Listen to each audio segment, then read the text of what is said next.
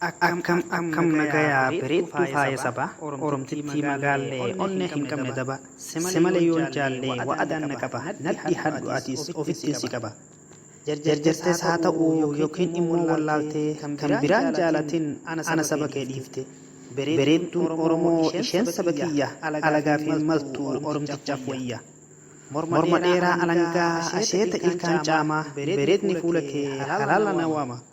aadaa keen faayamtee yoo baate adeemtu tokkollee sin darbu hanga sin dubbatu wa'een bareeda kee lakkaawameen dhumu jarjartee narraan badin ergaan hin siif dhaamu alagaa sin jaalatin osoon keezi waamu urgaa foolii miskii mi'aa dhandhama sukkaraa maaloo bareedduu koo dhungoo keetiin haraara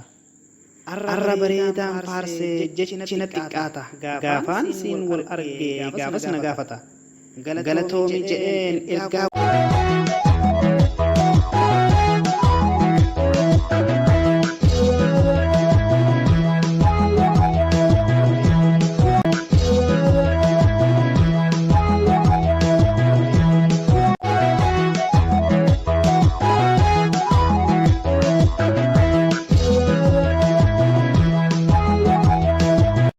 bifumatee ibsuu fi jechoota funaanee fila jechi arranan baasu gochaanis tajaajila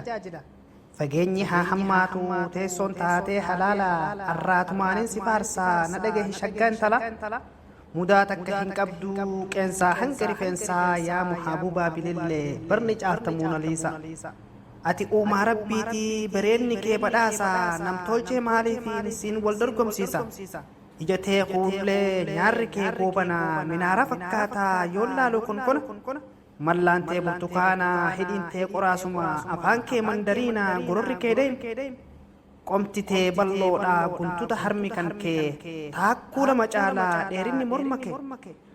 dhugaamee hin quufamu gororri kee mi'aanadhii afaan kee daawwadheen ifumaa of ciniina hidhi furdoodha hin jedhamtu hin qabdu gabbina boca sirrii qabda hin qabne hanqina uumamaan si miidhagsee muyoo hin qabdu bariina qanxuu intalaati harki miillinis inna barsinaaf heezabee ogeessi qabbanaa siituunaaf qorichaa keessaafuu barana ejjanni si suutaa dachillee hin qunxu arrabni isii naamuusaa dubbiin nama hin tuytu nassabee intalaatii arrabe hin dheeraattu safuudhaan guddattee hunda jala hin bututtu kokkolfituudha hogguu dhabaaf hin hiraartu kabajaa namaa qabdi maatii hin mufachiiftu jiruu boriitiif yaaddi arra qofaaf hin jiraattu obsa rabbii badhaafamtee hinaaffaan oduun guurtu tan akkanaatu nuuf haa baay'attu umrii dheeraadhu ja'aani eebbisaamee isin martu umrii dheeraadhu ja'aani eebbisaamee isin martu